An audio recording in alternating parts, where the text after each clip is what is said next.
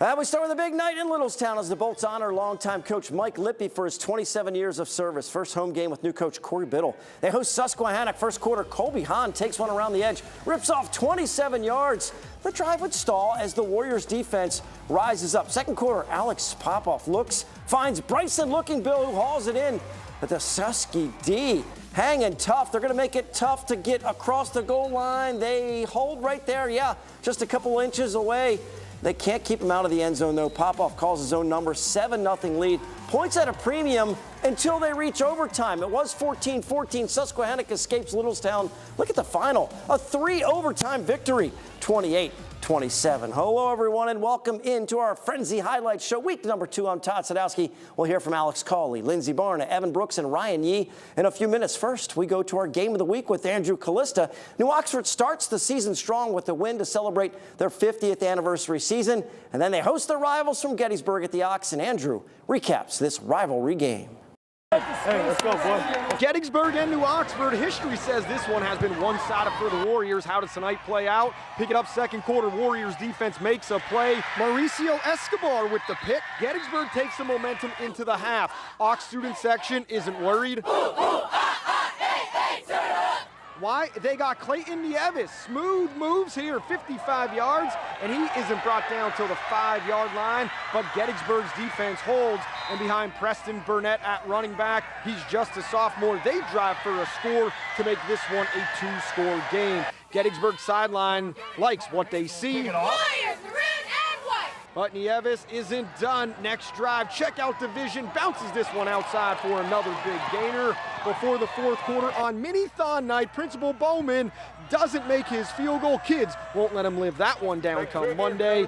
In the fourth, quarterback Idris Amenovich always on the same page with his guys, finds Tyler Ergo 2 feet in. That's good for 6. New Oxford takes it 38-20 to final, and they are feeling it. A lot of fun. I mean, coming to practice, working hard, competing every day, and then coming and showing these people, all the people that come out, showing them what we worked on during practice, and yeah, getting wins. We love our players love us, and we really try to do everything we can to build that family atmosphere amongst our team, and I think that's what keeps us coming back and having fun. They may be celebrating the past here at New Oxford this season, but after this 2-0 start, they are definitely looking towards the future. Immediately after the game, they turn the page and look to next week for a showdown at the Corral against Southwestern. Guys, a lot more Frenzy coming up.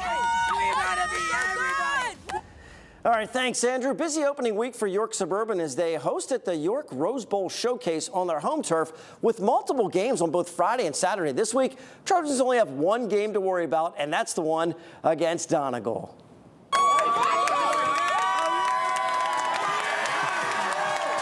Well, we have ourselves a Friday night party in the USA at Suburban. Never stop moving if you're a wide receiver. QB Rylan Bratton starts right, moves back left, tucks it under, then spots Donovan Alessia in the back of the end zone, puts it on the number, 6 points for score of the game. Goes to the home team. Donegal flips the script, answers with a rollout of their own. Brock Hamaker on the run, connects with James Trubensky to move those chains. Then on the last play of the first quarter, Hamaker draws the defense on the option, pitches to DeAndre White. He covers the rest of the real estate to pay dirt. You saw the final there. Donegal wins a tight one on the road, 20-19. We make the move to Lancaster County where Lampeter-Strasburg meets Penn Manor at the Ville. The Comets streak onto the field, ready to go. Pioneers are the ones to break onto the scoreboard first. It's Carson Coleman. Powers his way across right there. Feels the adrenaline rush. Then it's going to be LS with the ball again. Trent Wagner is going to go back to throw. He's going to spot an open man. It's John Mellinger, and he catches it, but Penn Manor's going to take a little different approach on the tackle. Watch Kyle Rothen wrap and then strip the ball away. He never hits the ground. The ball doesn't. It just exchanges possession for a turnover. Great defensive play. The Comets offense sputters, and they're blanked by LS 24-zip. Well, Manheim-Township won our Game of the Week last Friday. And for the second week in a row, Alex Cawley gets an up-close and personal look at the Blue Streaks.